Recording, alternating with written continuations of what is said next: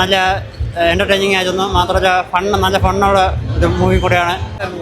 പടം നമ്മൾ ഭയങ്കരമായിട്ട് എക്സ്പെക്ട് ചെയ്ത് പോയി കഴിഞ്ഞാൽ കുറച്ച് ഡിസപ്പോയിന്റ് ചെയ്യും. ബട്ട് നല്ല പടമായിരുന്നു. സിനിമാറ്റോഗ്രഫി അടിപൊളിയായിരുന്നു. നല്ല പടമായിരുന്നു. കാണാനുണ്ട്. VFX ഒക്കെ അടിപൊളിയാണ്. ഒന്നും പറയാനില്ല. Like far better than last 3 movies. ഇമോഷണലാക്കും. അത് കണ്ട് തന്നെ ഫീൽ ചെയ്യണം. അങ്ങനെ ഇല്ല, അങ്ങനെ ഒന്നുമില്ല. അത് പറഞ്ഞു കഴിഞ്ഞാൽ സ്പോയിലറായി പോകും. വേണ്ട, ഇല്ല അങ്ങനെയൊന്നുമില്ല. Basically Sorry? It's really good. ഞാൻ കൊല്ലത്താണ് വരുന്നത്. സോ സ്പൈഡർമാൻ ഫാൻ ഷോ കാണാൻ വേണ്ടിയിട്ടാണ് ഇങ്ങോട്ടേക്ക് വരുന്നത്. Especially cosplaying this character. എൻ്റെ പണിഷർ എൻ്റെ one of the most favourite thriller ക്യാരക്ടറാണ്. ഡെയർ ഡെവിളും പണിഷറും കണ്ട് വന്നൊരാളാണ്. ആൻഡ് എസ്പെഷ്യലി ഈ സ്പൈഡർമാൻ മൂവി ഇതെല്ലാവരും മസ്റ്റായിട്ട് തിയേറ്ററിനെ കാണണം. ഓവർ എക്സ്പെക്ടേഷൻസ് ആയിട്ട് വരണ്ട.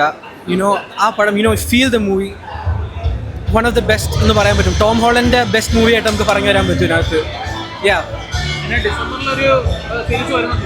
ഡൂംസ്ഡേ എന്ത് തന്നോന്ന് ചോദിച്ചാൽ പടം കാണുക. It's good, really good. 3Dയിലാണെങ്കിലും ഇരുന്ന് കാണാൻ പറ്റും നമുക്ക്. It's all good.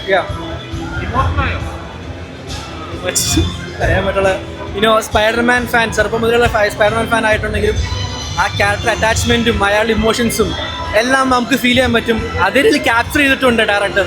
അപ്പോൾ ഇറ്റ്സ് റിയലി ഗുഡ് വർക്ക്.